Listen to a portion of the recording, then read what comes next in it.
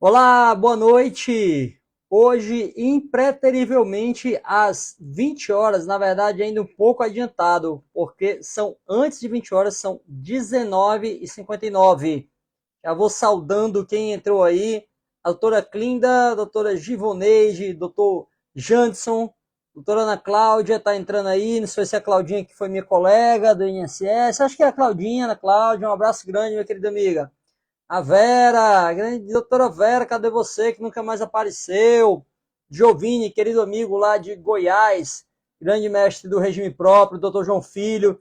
Se Deus quiser, a gente vai se ver muito em breve aí na Serra Grande, espero que possa ser realmente viável. Boa noite, doutora Joy Tavares, a Clarice entrou aí também, Clarice advogada entrou. Vai chamando o pessoal, gente, e dá tempo, a gente tem uns minutinhos até lá. Hoje eu quero tratar de estratégias e também sobre o cotejo, a comparação entre o BPC e auxílio acidente aqui, para a gente entender, né, se realmente é possível e quando é mais interessante poder pedir um benefício ou outro. Então dá tempo de chamar o pessoal. Vai comer seu feijão tropeiro quando? Quando tu me chamar. Ora, Mai, tu não quer mais me chamar? Não quer estar com raiva de mim, não fala mais comigo? Mande aí pra mim um alô aí, que eu vou com o maior prazer do mundo aí no Maracanã, comer esse feijão tropeiro, viu? Então, aproveite de chegar aí, pessoal. Tá entrando, chama, manda um aviãozinho aí pro colega, pra colega, porque vai ser muito legal a live de hoje, já porque a gente vai fazer essa comparação. E a live de hoje, gente, já deixa até uma dica aqui, tá? Se você quiser que eu trate de um tema específico, né, em que a gente seja correlato ali com o BPC, né, quiser falar de incapacidade, deficiência, se você quiser falar de cadastro único especificamente, manda sugestão. Vou até abrir uma caixinha aí de sugestão. Qual a sua sugestão para a próxima live? A live de hoje, ela nasceu porque ontem um aluno, Dr. Flávio, ele pediu para eu explicar um pouco mais sobre auxílio acidente. E aí eu lembrei de que o auxílio acidente pode ter sim um reflexo na concessão de BPC. Não um reflexo direto, mas pode ter momentos em que a percepção do auxílio acidente me gere uma estratégia para pedir um BPC, ou então, mutatis mutandis, que eu esteja ali percebendo um BPC, mas entendo que seria mais interessante pedir um auxílio acidente. Então, cada situação dessa, eu quero analisar as hipóteses aqui com vocês disso acontecer, tá? Bem-vindo quem está entrando aí, chama o pessoal que dá tempo ainda, eu nem comecei a live, estou só dando boa noite aí a quem está entrando ainda. É, a Vera, a Vera já entrou. A Tainá entrou aí, a doutora Lívia, o doutor Edivaldo Reis, a doutora Luana, a dona Vera de novo. Tem uns 10 assistindo aqui. É o pessoal da sua casa. Um abraço para todo mundo aí, tá? A Elisângela entrou aí também. Vai entrando, pessoal. Vai entrando que dá tempo. Tem pouca gente ainda. Então não vou começar a live, não. Vou esperar mais gente entrar para a gente poder conversar sobre essa temática aí, tá? Estou esperando o Flávio entrar. O Flávio foi que pediu para explicar sobre o auxílio acidente e ele não entrou aqui na live ainda. Então chama o Flávio aí, Elisângela. Acho que ele é da tua turma. Chama, manda o link aí para a galera da turma aí, turma 6, para a gente poder começar a live aqui. Tá, gente? A gente vai falar de até direito constitucional, vai ser objeto da nossa live de hoje também aqui, porque há uma temática dentro do nosso bloco de constitucionalidade. Isso mesmo. A gente vai falar de um determinado tratado de direitos humanos que o Brasil adotou. E a gente vai entender onde ele fica na hierarquia constitucional ou na hierarquia do ordenamento, esse determinado tratado adotado aqui no Brasil, tá? Então chama o pessoal aí, vai lá, chama lá, Lisângela, chama mais quem tiver aqui ao vivo também, chama, manda um aviãozinho, esse aqui tá do lado, ó. O aviãozinho que tá essa setinha aí, marca nela, clica nela e chama o pessoal aí pra gente começar a nossa live aqui, tá? Dia de quarta eu entendo que tem muita gente que está na igreja, então pode estar na igreja também. Eu não estou hoje porque estou com um prazo aqui muito exíguo para cumprir, mas não também estaria na igreja, então pode ter muita gente aí concentrada, né, no culto, então que está conseguindo assistir. Mas tem gente entrando, a Laris entrou aí, o doutor Ricardo Amorim, meu querido amigo, entrou também, homem que sabe tudo de seguros, né? Então quero até fazer uma live com você, viu? Sobre direito securitário aqui, doutor Ricardo, muito em breve aí. Quero combinar contigo aí para a gente falar das similitudes que existem entre previdência social e seguro privado aí também, tá? Para a gente falar da ideia de carência, da ideia, né, de qualidade de segurado, para a gente tentar entender o que é doença pré-existente, né? Existe muita correlação e eu gostaria de discutir com você aí, porque eu acho que será muito profícuo, tá? Vamos entrando aí. Johnny, meu querido amigo, que está hoje em dia lá em São Luís, Maranhão, tive o prazer de reencontrá-lo. Querido amigo da adolescência. O Rogério Vieira entrou aí também. A Sirlene, perdão. A Sirlene Bonelli entrou aí também. Chama o pessoal, Sirlene, chama o pessoal para a gente começar aqui. Dentro de alguns segundos já, vou começar a live de hoje tratando sobre algo fulcral para esses dois benefícios aqui. Porque você deve estar se perguntando, afinal de contas, um é benefício previdenciário, outro é benefício da assistência social. Por que o Thiago decidiu tratar deles em uma live única? Eu falei, porque aqui as nossas lives elas são construtivistas. A gente vai construindo à medida que o seu interesse está sendo gerado, tá? E houve interesse ontem de um aluno, então vou aproveitar o interesse dele para a gente falar dessa temática aqui. Lembrando, gente, que essas são as lives de aquecimento e preparação para a nossa semana da Masterclass da Fórmula do BPC 20K, que acontecerá no dia 2 de outubro, às 20 horas, onde você vai aprender os primeiros passos fundamentais para faturar até 20 mil reais por mês com benefícios assistenciais, mesmo sem nunca ter entrado com ação judicial e ainda que esteja no início da sua carreira. Eu quero te ajudar nessa caminhada aí. Então aproveita, faz sua inscrição, clica lá no link, tá lá no meu bio. Ó, o link tá bem facinho, é só ir lá na minha bio quando terminar essa live aqui. Não deixa a live cair, fica aqui. Mas quando terminar, faz lá a sua inscrição antes que encerrem as inscrições, tá? Mas fica tranquilo, até a live ela está sendo mantida. Até a hoje ainda a gente está mantendo aí, você vai ter a oportunidade ainda de fazer a sua inscrição, tá? A Clara entrou, a doutora Marlúcia entrou, o doutor Paulo entrou também. Um abraço, boa noite, sejam todos bem-vindos. O tapete vermelho está estendido para vocês. Bom, gente, vamos prestigiar quem entrou no horário, né? No horário de 8 horas, 8 e pouquinho, vamos prestigiar começando a tratar do mérito da live, tá? A live de hoje, gente, ela foi escolhida, como eu disse a vocês, porque houve um interesse de um aluno meu, de uma das nossas turmas de pós-graduação, no caso, uma daqui de Fortaleza, onde ele queria conhecer mais sobre quando é que um benefício de auxílio-acidente poderia ser concedido na modalidade acidentária ou na modalidade previdenciária e quais seriam as peculiaridades. E aí, gente, como eu tenho falado muito de BPC, eu disse, olha, vou aproveitar esse interesse dele e vou falar justamente de casos em que as pessoas podem ter direito ao auxílio-acidente ou ao BPC. Então, a gente vai falar dos requisitos de ambos os benefícios aqui e quando é que estrategicamente pode ser melhor pedir um ou pedir outro, tá? Porque a gente vai ver que em determinados momentos pedir o BPC vai ser melhor, mas nem sempre. Em alguns momentos o auxílio-acidente vai ser melhor, tá? E eu quero trazer algumas desmistificações hoje do que existe. Porque tem gente que pode estar pensando assim, professor, mas antigamente o auxílio-acidente era melhor, porque mantinha a qualidade segurada e o BPC não. Tudo bem, mas se for só a qualidade segurado, você recebendo BPC, você pode pagar o segurado facultativo como segurado facultativo e manter sua qualidade também, mesmo que o BPC em si não gere. Então, a gente vai desmistificar alguns conceitos aí que existem, tá bom? Então, vamos lá.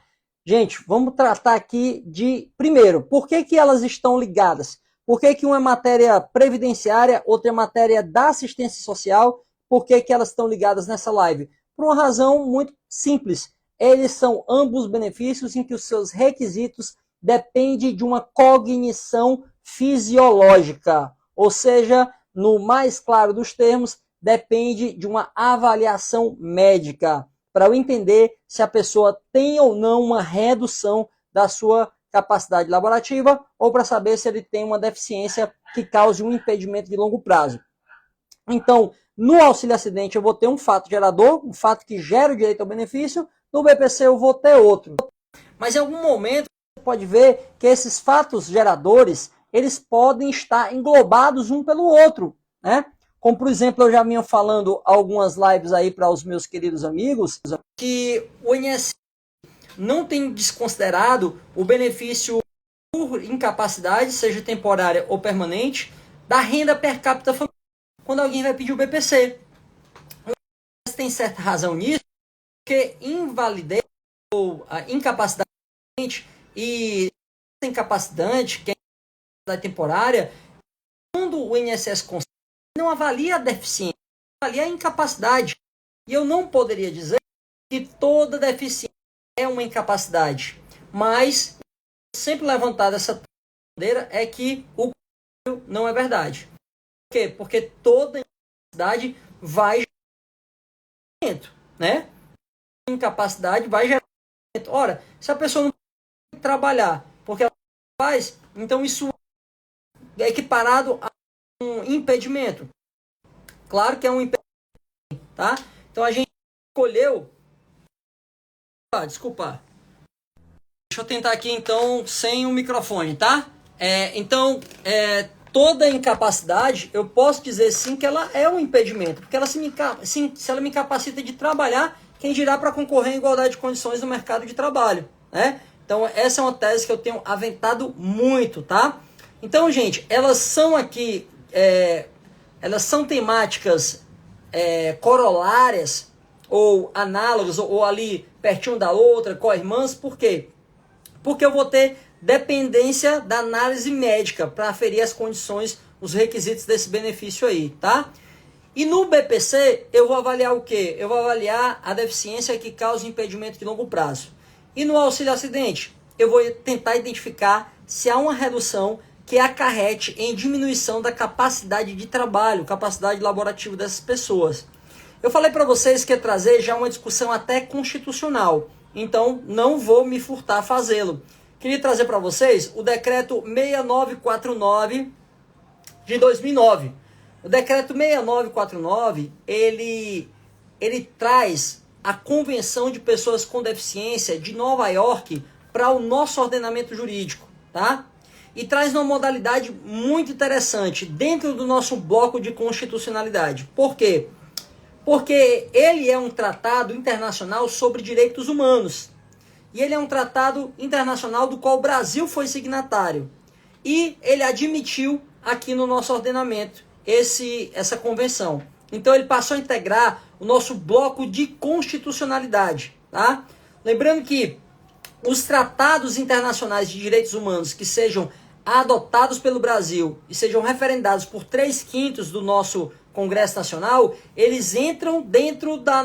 Eles serão equiparados à norma de eficácia constitucional, tá? Então, a gente vai ter, né, a Convenção de Pessoas com Deficiência dentro do nosso bloco de constitucionalidade, tá bom?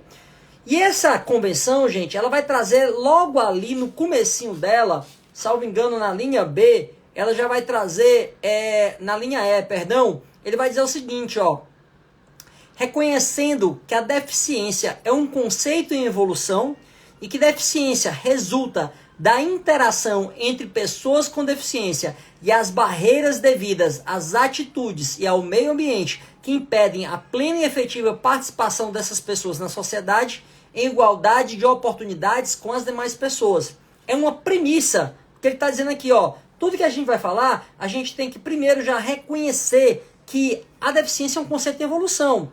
E ele traz algumas palavras-chave que são muito importantes aqui. Que ela nasce, né? Ela nasce com o quê? Com a barreira devido às atitudes e ao meio ambiente. Isso aqui, gente, a gente já consegue extrair uma ilação fantástica, que é o quê? Aquele conceito de barreira social que a gente vem falando, né? Conceito de barreira social porque a Convenção de Pessoa com Deficiência diz que a deficiência, ela é também uma interação com uma atitude que cause uma barreira, ou com o meio ambiente, que cause uma barreira. Então, a atitude das outras pessoas em criarem um inacesso ou uma dificuldade de acesso a uma pessoa com deficiência, ela pode se caracterizar como um impedimento, sim, tá? Como um impedimento que gere a pessoa uma falta de, uma mitigação de acesso ao mercado de trabalho ou convívio e sociedade em igualdade de condições. Então, essa Convenção de Pessoas com Deficiência, ela já vai trazer para a gente aqui uma noção muito importante de que uma determinada redução da capacidade por causa de uma deficiência, ela pode ser um fato gerador para dois tipos de benefício, tanto para o auxílio acidente como para o benefício de prestação continuada. Afinal de contas, a redução da capacidade, ela implica em dar menos força para eu desenvolver aquela atividade. E a deficiência como impedimento é o quê? O impedimento para acessar em igualdade de condições o mercado de trabalho. Se eu tenho uma situação fisiológica, mecânica, física, ou de natureza sensorial, ou de natureza intelectual, ou de natureza mental, que ela me traz dificuldade de acessar o mercado de trabalho, eu vou ter aqui uma redução da capacidade, e essa redução vai dificultar o meu acesso em igualdade de condições. Então eu estou falando aqui que a minha redução da capacidade, ela também gera uma dificuldade de acessar o mercado de trabalho. Então eu estou percebendo que eu vou ter tanto um fato que gera o auxílio acidente, como um fato que gera também o benefício de prestação continuada. Mas antes da gente chegar lá, eu queria trazer para vocês aqui os requisitos do benefício de auxílio acidente, tá? O auxílio acidente, gente, ele tem previsão lá no artigo 86 da Lei 8.213. Ele diz que é um benefício que vai ser concedido para quem tiver um acidente de qualquer causa ou natureza, leia-se, qualquer causa ou natureza a partir de 95. Antes de 95 era só para o acidente do trabalho. Tanto é, gente, que normalmente os benefícios acidentários, ele tem esse epíteto, o nomezinho do lado, acidente do trabalho ou acidentário. Já no auxílio acidente vai ser o contrário. O benefício de auxílio acidente ligado ao acidente do trabalho, ele não vai ter nada do lado aqui no nome dele não, vai ser só auxílio acidente. Já o auxílio acidente oriundo de qualquer natureza, ele vai expressamente dizer auxílio acidente previdenciário. Por que isso? Porque quando o auxílio acidente nasceu, ele só era de natureza acidentária. Então não tinha por que fazer a distinção. Auxílio acidente a acidente do trabalho, auxílio acidente sem relação com o trabalho. Então, por isso que hoje eu tenho um auxílio acidente previdenciário, porque antes era só auxílio acidente, só ligado ao trabalho. Então, a partir de 28 de abril de 95, o auxílio acidente, ele também passou a ser concedido para acidentes decorrentes de qualquer natureza, com ou sem relação com o trabalho, tá? Mas ele não basta ser um acidente, ele tem que trazer também o quê? Uma sequela. E essa sequela tem que trazer a consequente redução da capacidade laborativa. Tanto é que nós vamos ter súmulas do STJ dizendo a mesma coisa, por exemplo, para disacusia, a perca auditiva. Súmula 44 do STJ, ela diz que o nível de disacusia, ele vai ter que mostrar, vai ter que ser demonstrado que ele realmente traz uma redução da capacidade para aquele tipo de trabalho, tá bom? Então, súmula 44 do STJ, posteriormente ela foi até positivada na legislação lá no artigo 86, mais à frente nos seus parágrafos também, tá? Então, eu tenho que ter um acidente, depois de 95, de qualquer causa ou natureza, esse acidente tem que trazer uma sequela, só que aqui também tem uma digressão. Essa sequela, ela tem que ser definitiva ou ela pode ser peremptória, transitória. Imagina que a pessoa, ela ficou com uma determinada lesão por esforço repetitivo, ela ficou incapacitada de trabalhar, porque ela era seletora de castanha, tá? Então ela ficou impedida porque em determinado momento essa lesão não deixava ele realmente trabalhar e desenvolver as habilidades dele ali. No entanto, gente, essa pessoa teve uma redução porque ela fez fisioterapia, ficou sem trabalhar, então conseguiu dar o descanso para as articulações dela, só que aí ela ficou ainda com uma leve dor, né, por causa dessa lesão por esforço repetitivo. Aí ela ficou trabalhando, mas ficou trabalhando com dificuldade. E ela consegue atestar isso através da documentação médica, que ela ainda está com um processo inflamatório. Só que não é tão grande que ela está incapaz, mas é um processo que causa dor.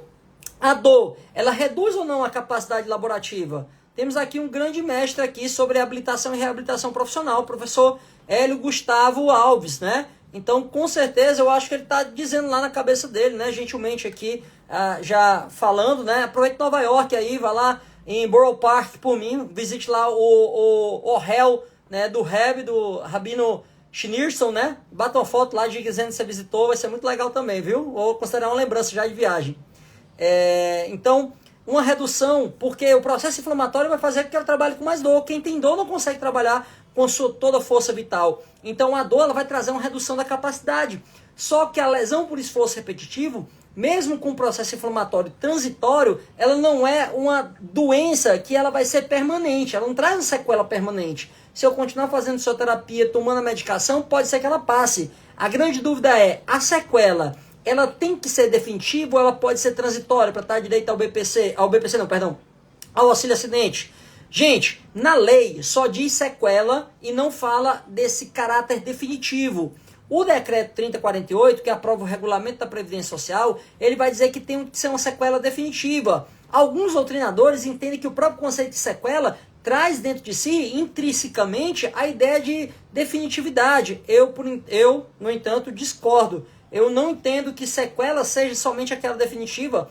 Tanto é que em alguns casos você vai ter histórico de pessoas que perderam a visão temporariamente, voltaram a enxergar, ou pessoas que tiveram redução de mobilidade após fisioterapia, algum tratamento, voltaram a poder desenvolver toda aquela sua potencial motor. Eu tive um amigo lá no Rio Grande do Norte que ele tomou deu um pulo de um determinado riacho, que o riacho estava seco e ele perdeu todos os movimentos da perna e parte dos braços. Só que 3 anos depois de muita fisioterapia, ele conseguiu sim recuperar sua capacidade. Hoje, inclusive, ele é funcionário público, empregado público, né? Então, ele teve uma sequela, a sequela foi transitória, então tinha uma redução da capacidade e ele pode ter direito ao benefício. Imagina o caso desse camarada. Ele tinha qualidade segurada antes, ele ficou incapaz, então ele tinha direito ao auxílio acidente. Aí com o tempo ele foi recuperando a capacidade de locomoção dele. Pode ser então que ele não estava incapaz, estava só com a capacidade reduzida. E agora ele está capaz de novo. Então ele pode sim ter direito ao benefício de auxílio acidente, ainda que a redução da capacidade, seja transitória. Vocês vão dar uma olhadinha no agravo no recurso especial 775.314, porque o STJ diz justamente isso, que a sequela pode ser transitória, pode ser passageira, que dá direito sim ao auxílio acidente também. Então, acidente de qualquer causa natureza, qualquer causa a partir de 95, Lei 9.032, sequela pode ser também transitória, o INSS diz que tem que ser definitiva, mas pode ser transitória. Redução da capacidade laborativa, olha, isso aí não tem por onde escapar, tem que reduzir a capacidade laborativa mesmo. Como assim, professor? Toda redução da minha capacidade não é uma redução da capacidade laborativa, não? Não necessariamente. Imagine que você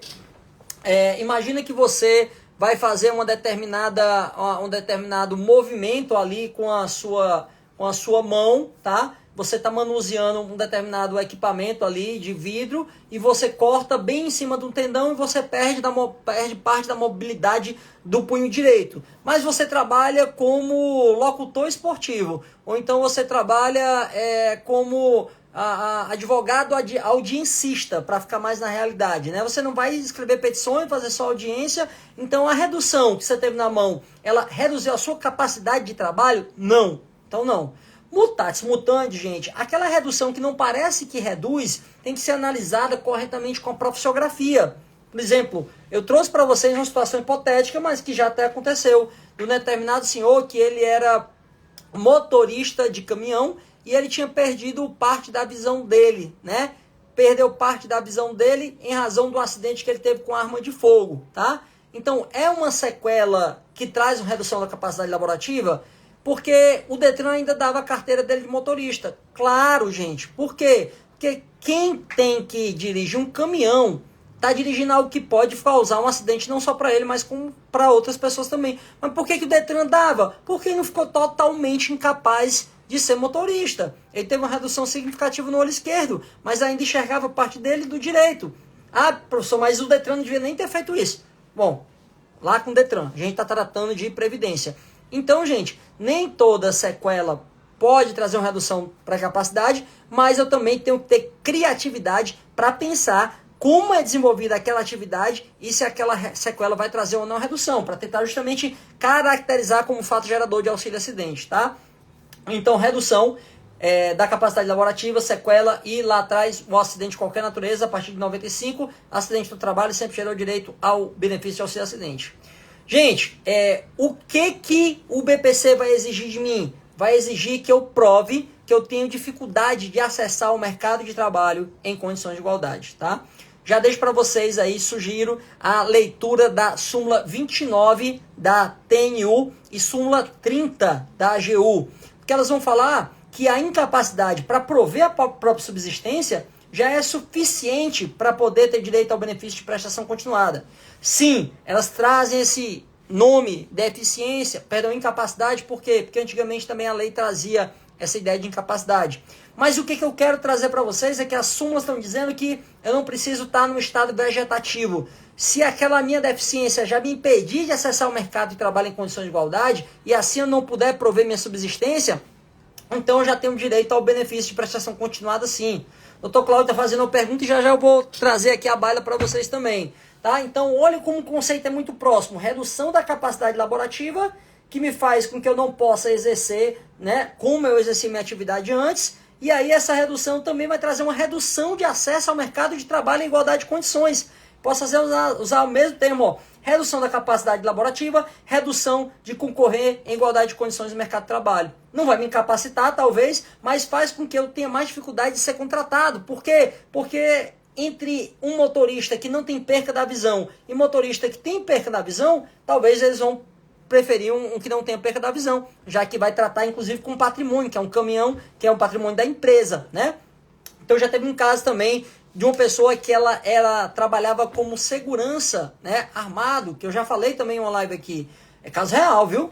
Um segurança armado que ele, ao fechar um carro forte, ele amputou, teve que amputar a parte do dedão dele direito dele, tá? Só que ele era um vigilante não armado antes, mas ele tinha treinamento para ser vigilante armado. O que eu quero dizer com isso? Como ele perdeu parte do dedão, se ele ainda estivesse empregado, talvez ele não teria prejuízo tamanho para conseguir continuar trabalhando, já que ele não tinha que carregar uma arma e atirar.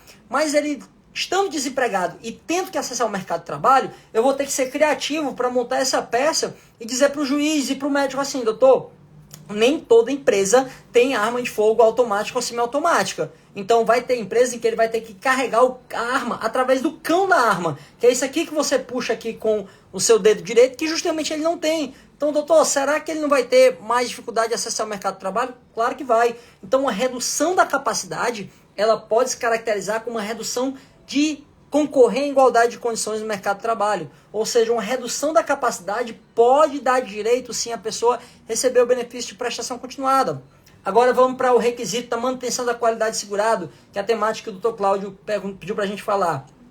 Gente, a lei dizia que todo benefício mantinha a qualidade segurado. Veio a medida provisória 871 do dia 19 de janeiro de 2019 e passou a dizer que no caso de auxílio acidente não haveria mais manutenção da qualidade segurado, tá? Só que há uma discussão. E se você já estava recebendo auxílio acidente antes da MP 871, convertida na lei 13846, eu particularmente entendo que as regras do jogo era essa de manter a qualidade segurado. Então, se o fato gerador foi antes, até se você protocolar o pedido depois, mas você prova que o fato gerador foi antes, então você tem direito ao benefício e à manutenção da qualidade segurada também. Isso aí, gente, eu não vou dizer que é uma coisa só da cabeça do Thiago, não, tá? Eu vou logo dizer para vocês que a própria lei, ela traz o início desse auxílio acidente. Ela vai fazer uma remissão ao auxílio acidente conforme o artigo 19 a 23. Ou seja, ela vai dizer o quê? Que é a data da redução, do acidente que gerou a redução da capacidade laborativa. Né? Então, entendo eu que, sendo o fato gerador do auxílio acidente, sendo anterior à MP 871, sim, deveria se manter a qualidade segurada posteriormente. O INSS não entende assim. O INSS tem uma portaria de número 231 que trata que só dá 12 meses depois da lei 8.213 ser alterada pela medida provisória 871 para a pessoa manter a qualidade segurada. Porque ele usa assim, ó, até a MP 871 mantinha a qualidade segurada, depois da MP 871 não mantinha mais. Então, se até a MP 871 mantinha a qualidade segurada, então você tem mais 12 meses para gozar da qualidade segurada, período de graça. Depois disso não tem mais. Eu entendo como ilegal a portaria e pessoas que tinham direito anteriormente ainda deveriam ter direito à manutenção também da qualidade segurada, beleza? Mas a qualidade segurada ela pode impactar para quê? Para pedir benefício, né, mais vantajoso ainda se eu entender que a redução já se equipara a uma incapacidade, tá? Para a BPC, a qualidade segurada não vai impactar, porque eu não preciso, né? Lembrando que a assistência social faz parte do subsistema não contributivo, eu não preciso estar contribuindo ou ter contribuído para ter direito ao benefício de prestação continuada, tá bom? Reflexos no valor do benefício, tá? Aliás, perdão, natureza do benefício de auxílio acidente. Natureza de benefício de auxílio acidente. Ele pode ser um benefício de natureza previdenciária ou um benefício de natureza acidentária. Como assim, Thiago? Não é tudo da Previdência, não? Sim, é da Previdência. Tudo é administrado pela Previdência. Mas a ideia da Previdência brasileira é cobrir aquilo que não é ligado ao trabalho. Porque aquilo que é ligado ao trabalho, eu tenho um seguro próprio para isso, que é o seguro do acidente de trabalho, previsto lá na Constituição, no artigo 10, previsto também lá na Lei 8.212 e na Lei 8.213, tá? Professor Euclides, quero fazer uma live com você, tá? A gente vai fazer esse mesmo cotejo aqui de BPC com segurado especial. Vamos marcar para a semana que vem, se você tiver disponibilidade. Então, gente, Eu posso ter um auxílio acidente sem ligação com o trabalho e um ligado ao trabalho. Tanto é que eu falei para vocês aqui que no começo o auxílio acidente só se chamava auxílio acidente, porque ele sempre era ligado ao trabalho. Mas agora, depois da lei de 9.032, eu podia ter ligado ao trabalho e não ligado ao trabalho, tá?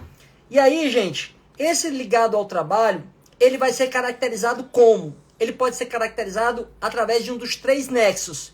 O nexo profissional, o nexo técnico e o nexo técnico epidemiológico profissiográfico, tá? O NTEP, tá? O que é esse NTEP aí, esse nexo técnico epidemiológico aí? Gente, o nexo técnico ou o nexo profissional é um nexo que pode ser estabelecido pelo próprio perito quando ele está avaliando aquela redução da capacidade que vai gerar o direito ao auxílio acidente. Então, ele é feito pelo próprio perito. Já o NTEP, ele é feito automaticamente pelo sistema, né? Por quê? Porque, normalmente, para um perito formar convicção de que a pessoa tem um acidente ligado ao trabalho, ele precisa de alguma informação, que normalmente era a CAT, a Comunicação de Acidente do Trabalho. Só que as CATs eram emitidas em muito menor número do que realmente acontecia de acidentes. Aí o que aconteceu? Uma tese de doutoramento lá em Brasília, na UNB, Universidade de Brasília, um determinado colega nosso, professor, ele fez colega, acho que ele ainda dá aula, né? Eu ouvi falar, ele teve Fortaleza esses dias aí, dando palestra aí, então suponho que ele dá aula ainda também. Então um colega nosso, ele sugeriu uma tese de que seria possível a gente estabelecer as doenças mais corriqueiras de algumas pessoas que trabalhassem naquelas áreas de atividade econômica. Então ele sugeriu uma metodologia que cruzasse as mais corriqueiras doenças naquelas atividades econômicas. E esse método, gente, acabou sendo positivado no decreto 3048, que aprova o regulamento, lá no anexo 2. O anexo 2 do decreto 3048, ele vai estabelecer um intervalo de CIDs com intervalo de CNAE. Então, se uma pessoa determinada ali tem uma CNAE de banco múltiplo, né, 6422, e ele tem uma doença psiquiátrica do intervalo F41 a F48, o NTEP já vai presumir que aquele problema ele é ligado ao acidente do trabalho, tá? Por que eu estou dizendo isso? Porque quando a pessoa vai pedir, aí ó, entrou um grande mestre aí do direito do trabalho, o professor Ícaro Rossi, que também sabe muito de acidente de trabalho, pode em qualquer momento fazer a contribuição que julgar necessário. Então, quando o sistema do INSS vai processar aquele pedido, ele automaticamente vai alterar, quando ele perceber que a CID cruza com aquele CNAE lá.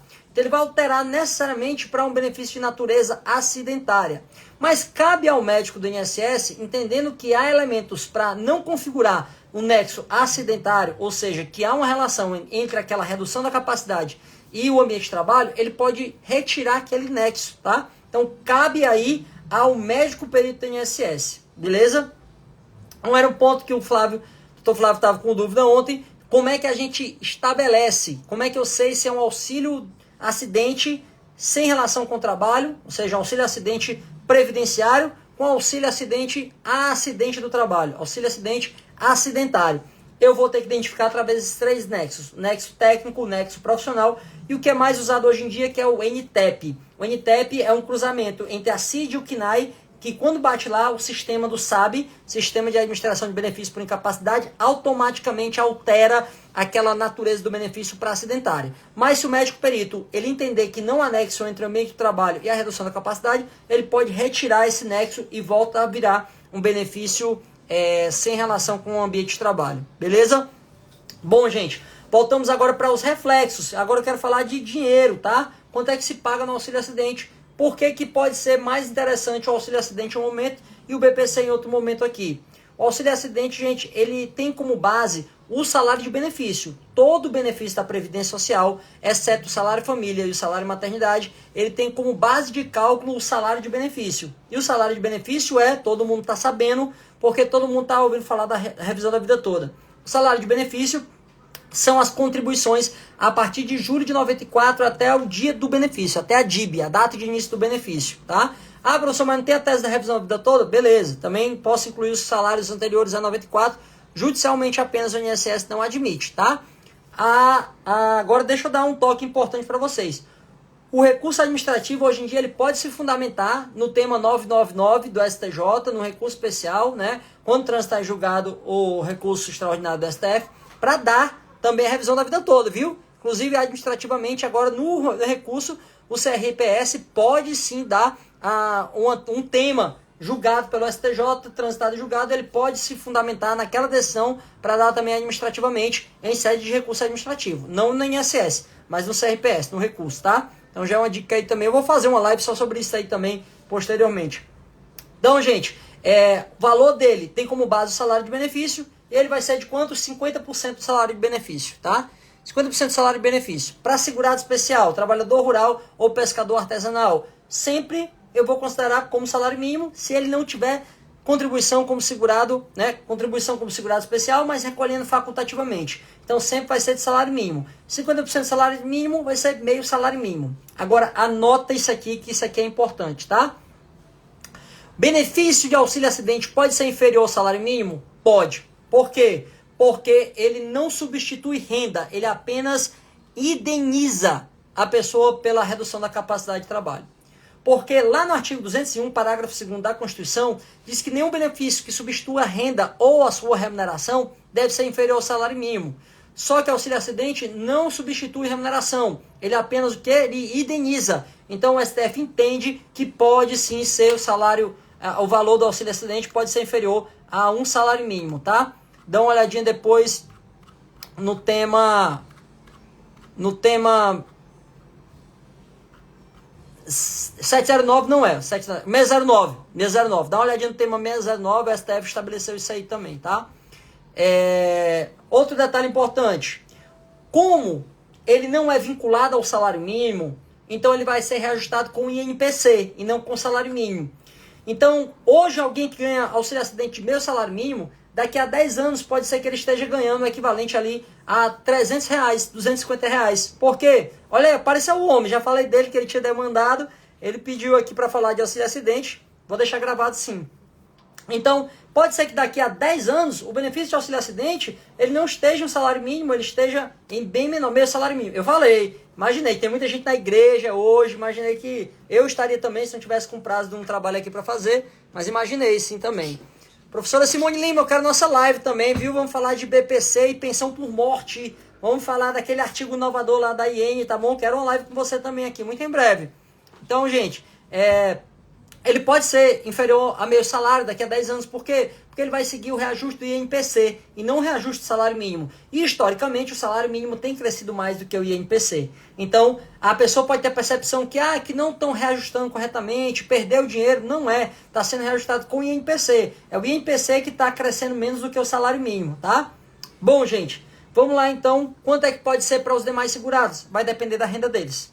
Vai depender de quanto eles ganharam. Por isso que eu estou dizendo o seguinte, vai depender em alguns momentos que a melhor estratégia pode ser o BPC e em outros momentos pode ser o auxílio acidente. Pode ser que vale a pena eu receber o auxílio acidente, a depender de quanto era a minha média contributiva, tá? E a depender também de um caso muito interessante. Aliás, isso aqui já vai ser uma estratégia para você usar dentro de 2 processos, tá? Por que eu estou dizendo isso? Se a sua redução é uma redução para trabalho, para capacidade de trabalho, então eu posso dizer que a redução da capacidade de trabalho também reduz a possibilidade de eu concorrer a vagas em condições de igualdade. Porque se o cara não quer contratar nem quem está bem de saúde, imagine quem tem menos capacidade de trabalho em razão de uma sequela.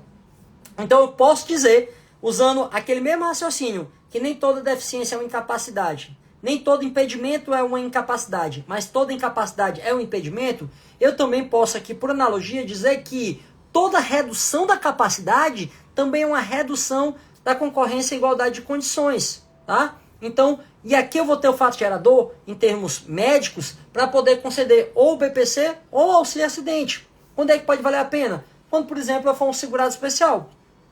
Se eu for um segurado especial que eu tenha um problema ali, eu perdi uma parte do movimento da perna, do braço, e aí eu tô com deficiência motora, de locomoção, né? Eu posso ter uma redução da capacidade laborativa que vai me dar o direito a receber o auxílio acidente. Só que o auxílio acidente segurado especial é meio salário mínimo e vai reduzir ao longo dos anos. Então pode ser mais interessante o quê? Receber o BPC. porque ali vai ser de um salário mínimo, então eu vou ter um valor de uma renda maior. Professor, mas o BPC não dá direito à pensão por morte. Verdade, mas o auxílio acidente depois da MP 871 em 2019 também não dá direito à pensão por morte. Professor, mas o BPC não dá direito a 13º salário. Verdade, mas o valor dele, se você considerar o cômputo do ano inteiro, ele vai ser bem maior, ainda que considerasse um 13º salário proporcional do auxílio acidente, tá? Professor, e quando é que o auxílio acidente pode ser mais interessante? Quando o valor da sua renda, do seu histórico de renda, ele fosse maior do que 2 salários mínimos. A sua média contributiva fosse maior do que 2 salários mínimos, igual ou maior. Por quê? Porque se a média do salário de benefício é um salário de benefício de 2 salários mínimos, então você está falando em receber 50% de 2 salários mínimos, que é um salário mínimo, e aí você vai ter direito também aos reflexos do auxílio acidente. Agora, lembrando que ao longo do tempo, o BPC vai ser registrado com salário mínimo e o auxílio acidente não. Então, cuida, porque você pode receber o auxílio acidente durante um tempo, na hora, lembra dos 2 processos que eu falei? Na hora que o auxílio acidente tiver uma redução menor que o salário mínimo, você pode pedir o benefício de prestação continuada. Afinal de contas, claro, se você estiver dentro do critério de renda, você tem uma redução da capacidade que reduz sua condição de participar no mercado de trabalho em condições de igualdade. Então você pode, a posteriori, pedir o auxílio, o benefício de prestação continuada. Ou como, por exemplo, se você tiver um auxílio doença cessado lá atrás, aí você vai cuidar e vai olhar depois o tema 862 do STJ. Tema 862 do STJ, ele diz o quê? Que diz que a data de início do auxílio acidente é a partir do dia imediatamente posterior à cessação do auxílio doença, se já existia sequela naquela época. Normalmente o INSS não faz uma perícia para ver se você está bom, se você recuperou a capacidade ou se ficou com sequela. Ele só programa a alta e pronto. Então você pode ter um caso que o cliente parou de receber o benefício em 2020 e era um benefício de auxílio-doença, mas ele ficou com sequela. Uma sequela que reduz a capacidade laborativa, reduz a participação em igualdade de condições do mercado de trabalho. Auxílio-acidente ou BPC. Então eu posso pedir ali o atrasado do auxílio-acidente, porque a data é o dia imediatamente posterior à cessação do auxílio-doença, tema 862 do STJ, e depois, logo em seguida, né, eu posso pedir o BPC administrativamente. Então fica aquele lapso, aquele interregno entre a cessação do auxílio-doença e o dia imediatamente anterior ao protocolo administrativo do BPC para pedir os atrasados do auxílio-acidente. Também é uma estratégia positiva aí, ok? Beleza, gente? Então, gente, é muito importante conhecer e usar essas estratégias aí para você conseguir efetivamente, realmente, o melhor benefício para o seu cliente e o melhor valor de atrasado também, já que a grande maioria de vocês trabalha justamente com o trabalho em cima do resultado, beleza? Então, fica ligado nesses casos aí, vai ser muito importante também. Agora, tem algum outro caso, Thiago, professor, que você julga que o auxílio acidente pode ser melhor do que o BPC? Sim, para fatos geradores anteriores à MP 871, até o dia 18 de janeiro de 2019. Por quê?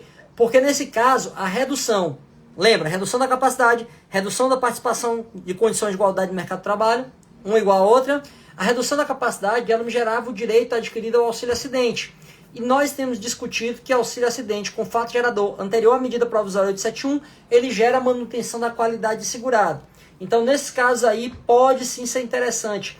Não necessariamente para você ficar recebendo auxílio acidente, mas para eventualmente provar que você tinha qualidade de segurado e ocorreu um fato gerador ainda mais gravoso, com uma incapacidade efetivamente, ou então com uma pensão por morte, e naquela época da pensão por morte você ainda estava dentro da qualidade de segurado.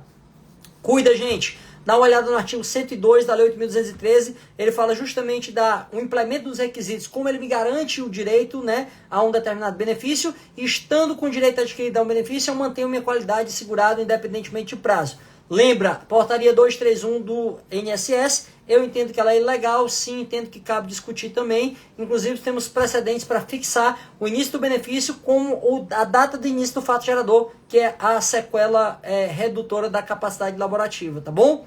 Professor, como é que eu faço para saber se ao invés da redução ele tenha uma efetiva incapacidade? Aí vai depender da análise do caso concreto, né? Dizem que o advogado é o primeiro juiz da causa. Então você vai tentar entender se a profissografia ela é compatível com a incapacidade ou com a redução. Claro, havendo dúvidas e sendo o caso, né, você pode fazer o pedido principal, que é o pedido de benefício por incapacidade, né? e não sendo reconhecida a incapacidade temporária ou permanente, pedir aí os pedidos subsidiários, quais sejam o benefício de auxílio acidente. Professor, eu posso pedir subsidiariamente o benefício de prestação continuada? Gente, eu entendo que sim. Por quê? Por causa do tema 217 da TNU. É o tema que admite que eu tenha protocolado administrativamente um pedido, mas faça pedido judicial de outro, né? Se eu comprovar que os requisitos também estavam cumpridos, então também posso protocolar e ter a concessão judicial do benefício de prestação continuada. Então eu poderia seguir isso aqui, ó. Peço aposentadoria por invalidez com adicional de 25%. Posso pedir.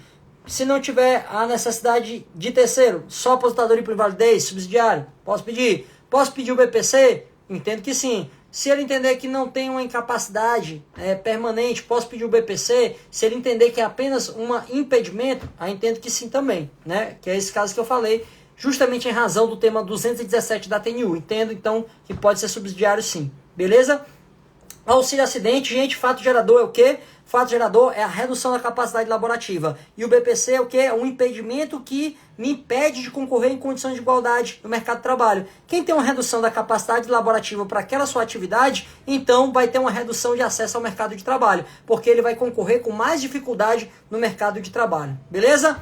Terminamos nossa live por aqui. Tem alguma dúvida? Se quiser mandar, aproveita aí. Se não tiver dúvida nenhuma, quero te fazer um convite muito especial. Essa live, juntamente com as outras que a gente vai fazer, são lives de preparação e aquecimento para a nossa semana da Masterclass, a Fórmula do BPC. Um evento 100% online, 100% gratuito, onde eu quero te ensinar os primeiros passos fundamentais para faturar até R$20 mil por mês com benefícios assistenciais. Ainda que você nunca tenha enfrentado um processo judicial ou ainda que esteja no início da sua carreira. Então aproveita, quando terminar aqui a live, que vai ficar salva para vocês, você vai lá no link, faz sua inscrição, já compartilha com a colega para fazer a inscrição também, que a gente tem um dia marcado, dia 2 de outubro, às 20 horas, a nossa Masterclass, a Fórmula do BPC.